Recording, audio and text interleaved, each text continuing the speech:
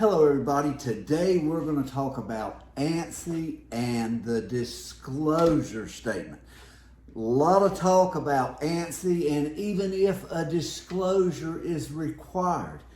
And there's like three instructors and I think we all have different opinions on this.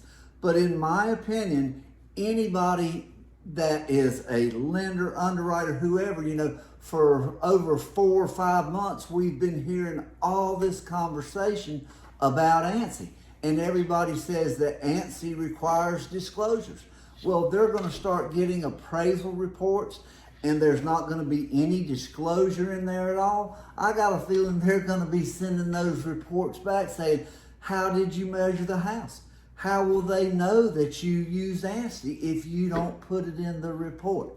So after a lot of conversation, guys, and we've discussed this among a lot of people, and I think there needs to be something in your report. The question is, what do you use? Well, I've prepared this statement, and this is my personal opinion, guys, so I invite you to, get a professional, get a lawyer to look at it in your area, edit it to fit your market, whatever, but this is my personal opinion and what I'm going to use in my reports. You cannot make any disclosure other than I measured according to the ANSI standard. But by making a little bit more, I think depending on the way that you read the disclosure part of ANSI, there's 3 pages of what I call the meat and potatoes of ANSI with all the rules. Well, one of those pages is dedicated to what they call a statement of square footage. Well, that's a disclosure.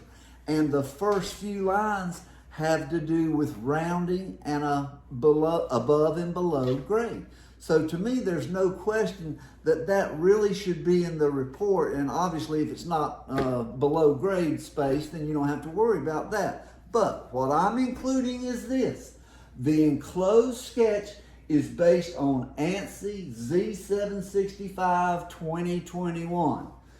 The GLA measurements and calculations contained within the sketch file were created by on-site measurements.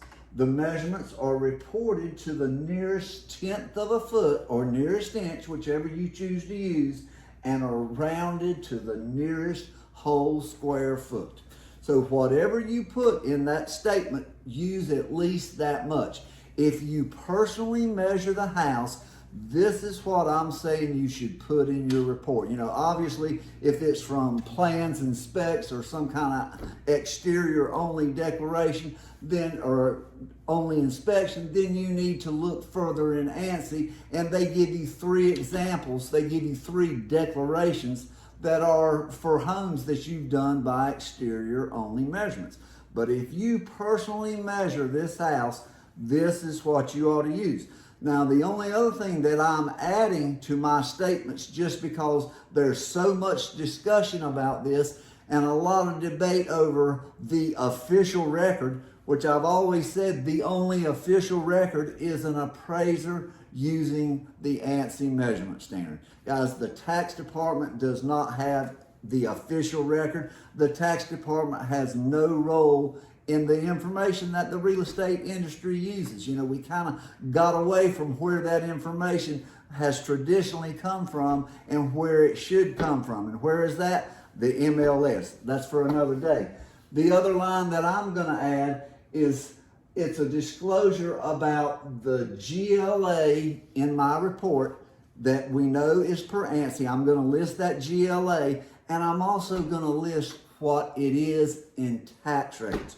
Because a lot of people do ask, why is yours different from tax records? It should be different from tax records, guys. It's because you personally measured the house and you followed a standard of measurement, so it should be different.